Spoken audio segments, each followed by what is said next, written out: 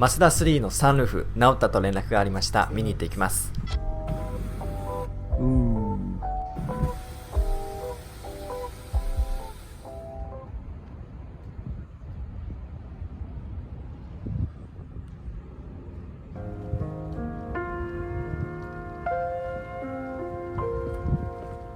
いい天気になりました。皆様いかがお過ごしでしょうか。オートウエストエンドです。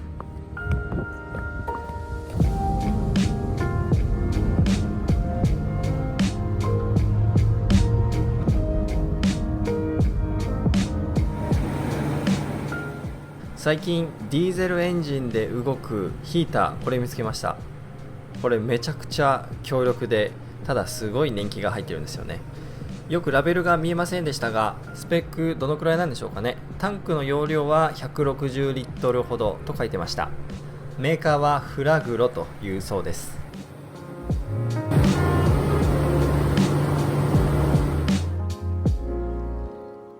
はい、話を本題に戻しますと、先日友達のマツダ3、日本でいうとアクセラスポーツですね、2014年式ですが、サンルーフの不具合、それについて動画を上げましたが、その後修理が成功したと連絡がありました。作業風景撮ることをできなかったので、どのように治ったのかということだけになってしまいますが、最後までお付き合いいただければと思います。ちなみにこちらは前回の動画から、詳細はまたリンク貼っておきますので見てみてください。ヒューズをね確認したり、そしてこのサンルーフのスイッチのアッセンブリ、これを外して、そしてその奥にあるモーターのねアッセンブリも外してみてみました。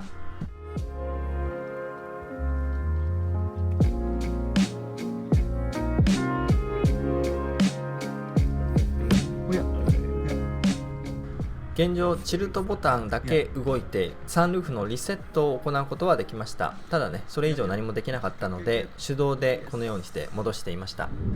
モーター自体はねチルト機能が動くということで動作していたので、おそらくモーターではなくてスイッチなのかなというところ、そして値段的にもモーターのアッセンブリを交換するよりスイッチのアッセンブリを交換した方が3分の1ぐらいのコストで済むので、まずはそれからやろうかなと友達は言っていました。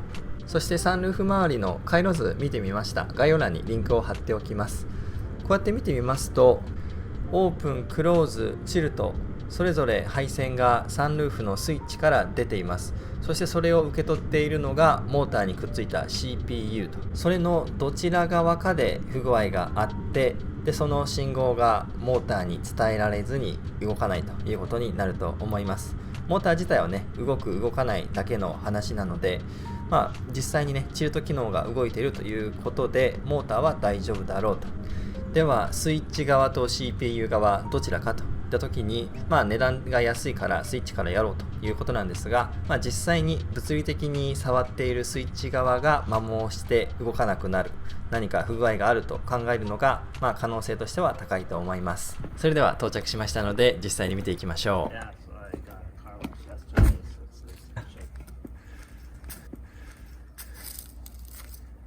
Nice. I forgot to ask, do you have one of those buffering tubes?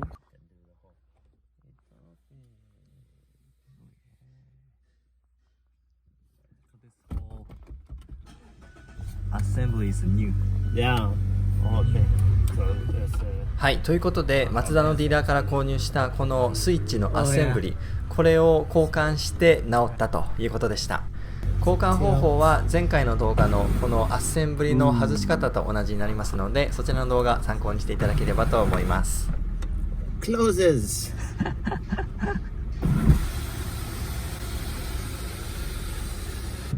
And it moves normally. That's good. Congrats. Thank you. You just paid the least Yeah.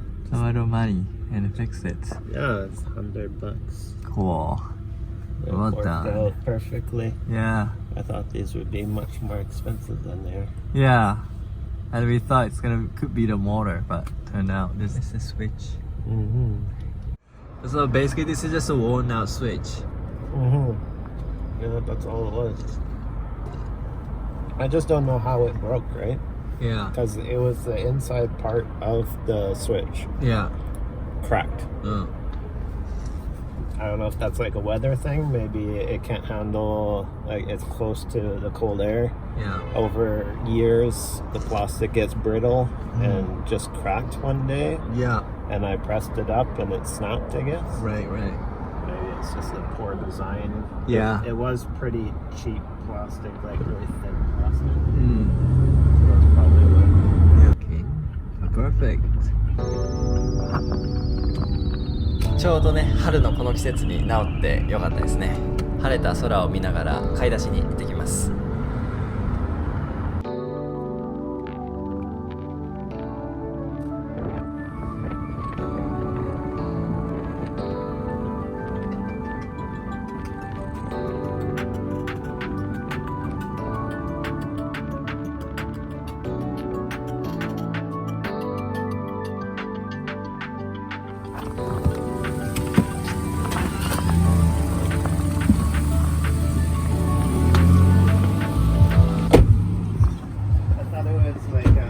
I washed my car, and the first day I drive, I get 3 bird poops.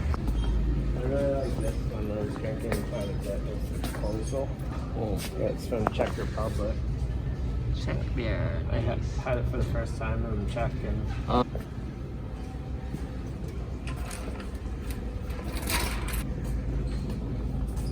いつもかぶっている帽子、フィリップスというブランドのクラフトビール。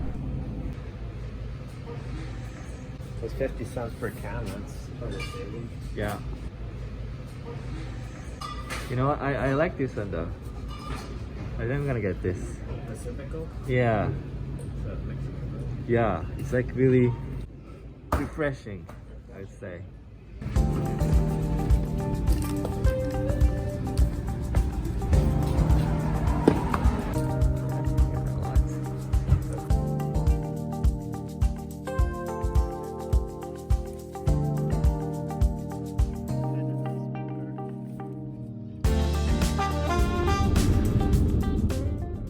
Hi, はい、ということでやはり原因は物理的に触って摩耗していたスイッチということだったようです。僕の BMW X5 の方がさらに古い年式なのでちょっとねスイッチ周りデリケートに触っていこうかなと思いました。